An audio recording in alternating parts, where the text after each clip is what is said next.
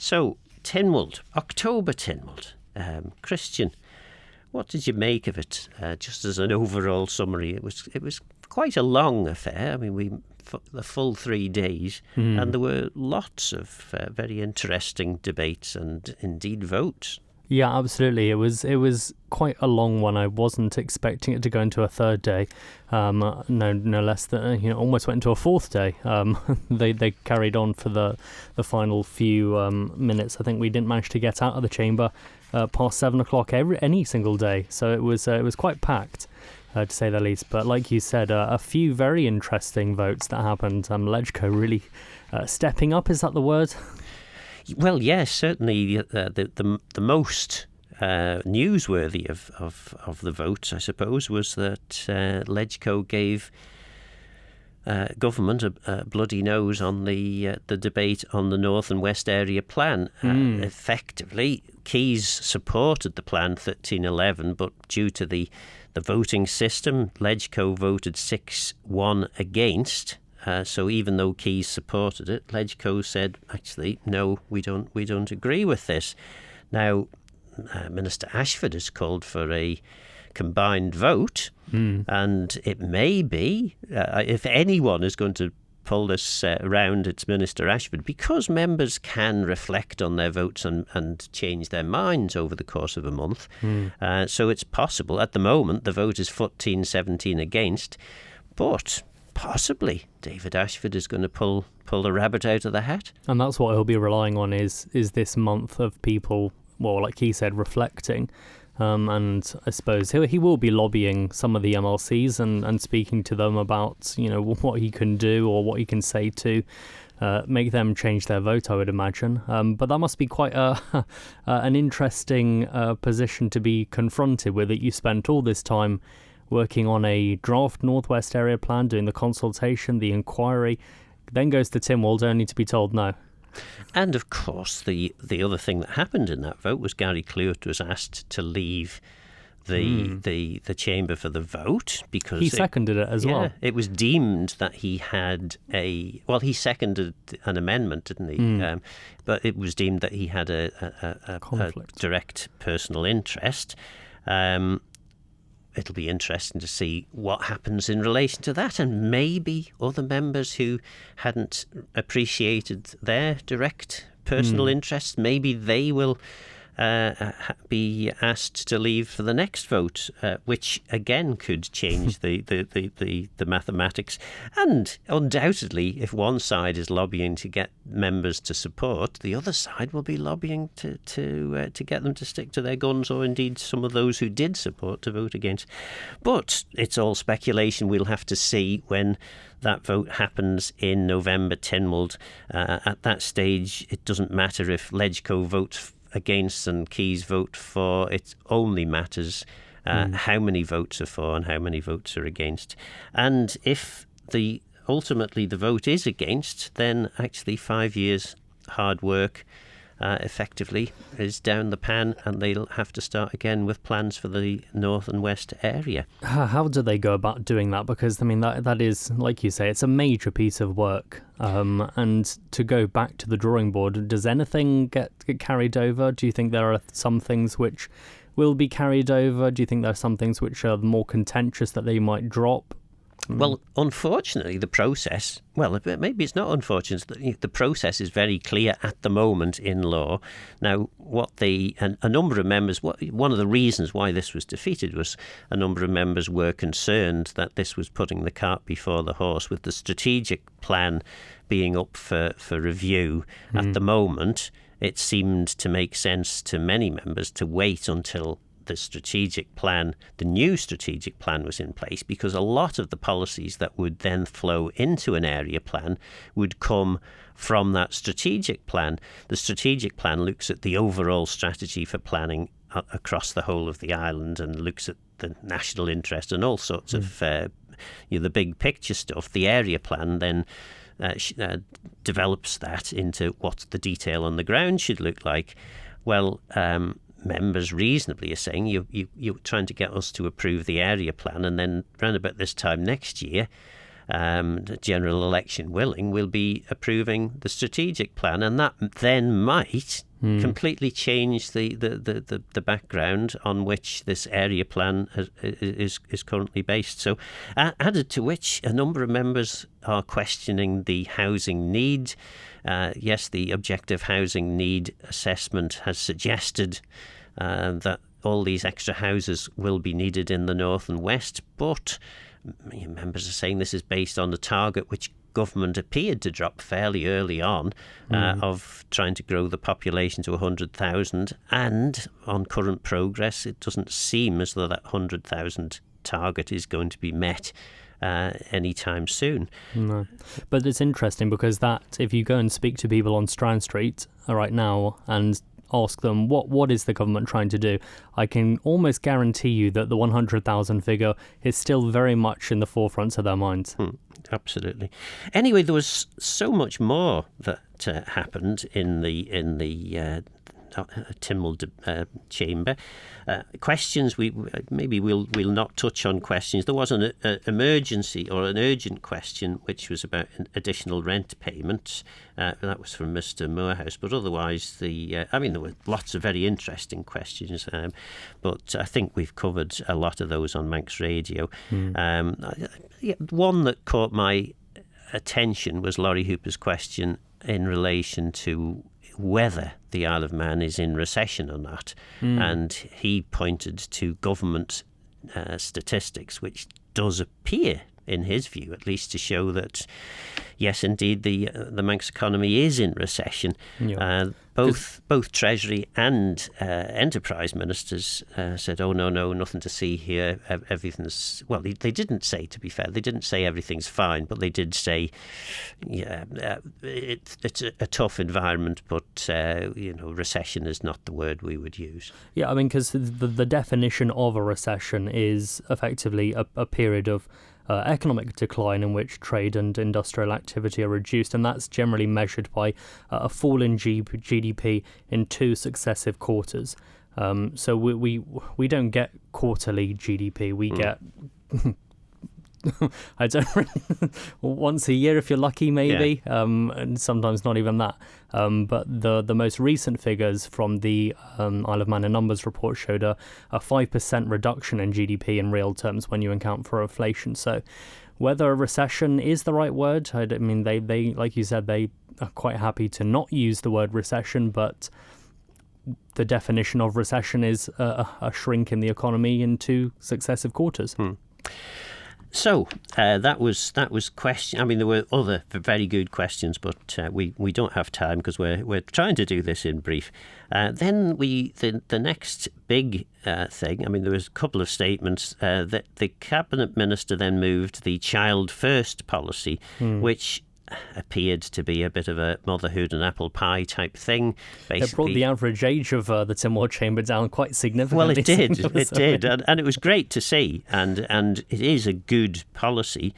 Basically, the policy is putting the child first when it comes to many aspects of government thinking, clearly relating to things that you would expect the child to be put first on. It's a great commitment. But as one of the Tynwald Youth Select Committee members said to me, it's all well and good having a policy, but there's no actual hard and fast commitments here. And David Ashford did confirm to me that just because we're putting the child first doesn't mean to say anything significant is going to change in terms of what we deliver, which... it's an interesting position. Anyway, so that went through without any problem. Then we got on to the Isle of Man government transport strategy. There was a 26 for 6 against on that. That's the vote. Well, how have I got that down? I'm not quite sure. 22 members for, 2 against in Keys, and 8 Legco for. That was Tim Krugel's amendment, I think. So that was that. no, it was Mr. Thomas's amendment. That's right. Sorry, I'm getting there. My notes. Your notes are better than mine. I'm reading off my phone. Mr. Thomas's amendment, and of course, what the minister was quite happy that the transport strategy was, as she might loosely describe, approved by Tynwald, or her motion was approved. But of course, the motion itself only asked for the report to the strategy to be received, and then Mr. Thomas changed or through his amendment, which was supported, changed it to replace receives with notes, and that's kind of the same thing. And perhaps for listeners who aren't that familiar with how all of this works. Normally, it always used to be the case. I mean, things have changed, but it always used to be the case, certainly when I was in Keys. If you put a report to Tynwald and it had recommendations in it, you couldn't have it just received. Okay. You had to be approved. You had to approve it because you were putting forward recommendations, and a vote in favour kind of implies approval. So it was unreasonable. Gradually, there were clear guidelines set for government on what should and how this should be handled. Government seemed to have ignored their guidelines, so the Tynwald standing orders were changed, which is, I presume, why Mr. Thomas has said, well, actually, we'll just say notes, because receiving a strategy might imply some greater level of support for the strategy's key recommendations and policies, whereas notes is doing not just that. It notes that the Department of Infrastructure has produced a strategy. So it appeared to me to be fairly obvious stuff in there. There was the rather unfortunate moment in the debate where former Minister for DOI, Tim Krukle, said, well, this, he basically explained his concerns about the strategy, and then the Minister, when summing up, said, well, actually, you signed it off. You signed this off 12 months ago. I've sort of mollified some of the more what could be described, some of the finer details. Yeah, so some of the stronger points I've made a little less strong, but you signed off the much stronger version. That was a slightly embarrassing moment. Tim Krukle definitely was making full use of not being a member of Coman. Yes, absolutely. Throughout the Tynwald sitting. Then we had two department plans, DEFRs and Home Affairs. Then we moved on to the Standing Committee of Tynwald Public Accounts. I mean, this was a standing issue. Daphne Kane had made, this is on Student Awards, Daphne Kane, Minister for Education, had made 4 amendments, or put 4 amendments down, and everyone had been defeated because of this system where Keys and Ledgeco have to vote the same way, even if the majority are voting in favour. If Ledgeco didn't support but Keys did, or vice versa, then the amendment fails. So members can then call for a combined vote, and rather than saying, OK, for each combined vote, for each of these amendments, we'll call all the amendments, see whether all of them need a combined vote, and then take them all in one sitting. It went in a kind of in the alphabetical order. So Amendment A was moved. It was shown that there wasn't enough. That there were enough members in favour, but that kind of strange Keys versus Ledgeco thing didn't work out. So the amendment failed. Minister called for a combined vote. Immediately, the vote ceases at that stage. So this had gone on since April. Every single Tynwald has had a further round of votes on this, and eventually, after this final October sitting, the last of the amendments was approved, and Tynwald agreed with Mrs. Kane's amendments. It does, I guess, for a listener who isn't really that aware of political process, it probably doesn't show Tynwald in its finest hour. Maybe that's the best way to put it. No, some of the comments I saw on social media floating around, and this kind of relates to the Northwest Area Plan as well, is when you can have one of the branches defeat a motion, and then they call for a combined vote, it's almost stalling it with the hope of something happening later down the line. And I think I saw someone say it's not very democratic that you can have a vote, it doesn't go the way you want to, so you say, let's have another vote. Yes, and of course what democracy allows is members to play by the rules that exist. And if those rules allow for this, then that's what happens. Then Manx Care, there was an appointment, or an attempt to appoint a member. That was adjourned because there was some concern that there was a review of the overall aims and objectives of the board. So that was adjourned. Then there was the combined vote for charging for government car parking spaces, which had been temporarily suspended during COVID and then not reintroduced again. That ultimately was approved. Minister Hayward, I think, was pleased to get that one through. And I guess most people listening would be pleased to know that members are now paying for their car parking space. The Peel Infrastructure Plan, that was a vote that Ms. Lord Brennan had put, a motion she'd put forward.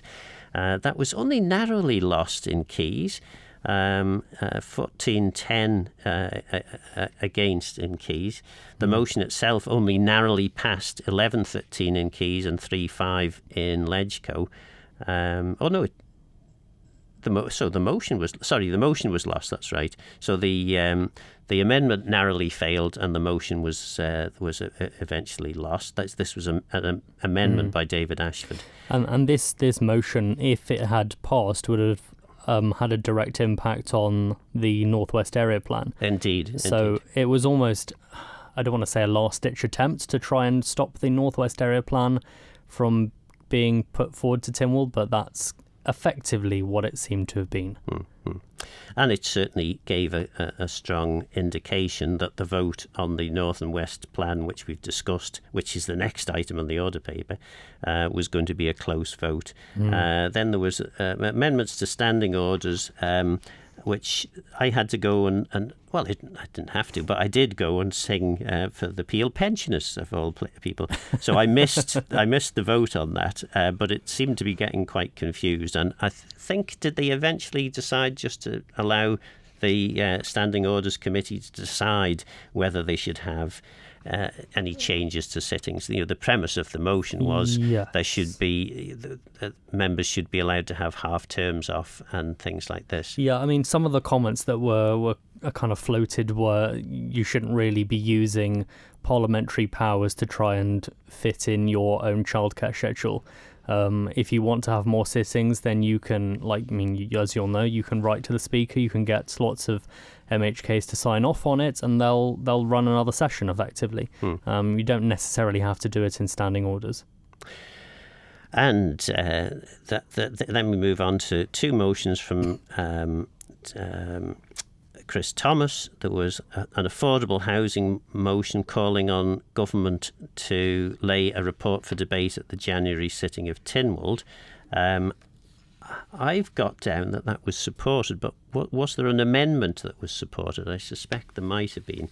And I've got, but the trouble is there's so many amendments here that I can't. Just to put it into perspective for anyone listening, when you're sat in the Tynwald chamber, what happens is typically the motion will get presented, and then when the person who is moving an amendment starts speaking, all of the messengers start divvying out pieces of paper, and sometimes they can give their amendments before they speak as well, and you end up with a large pile of paper on your desk.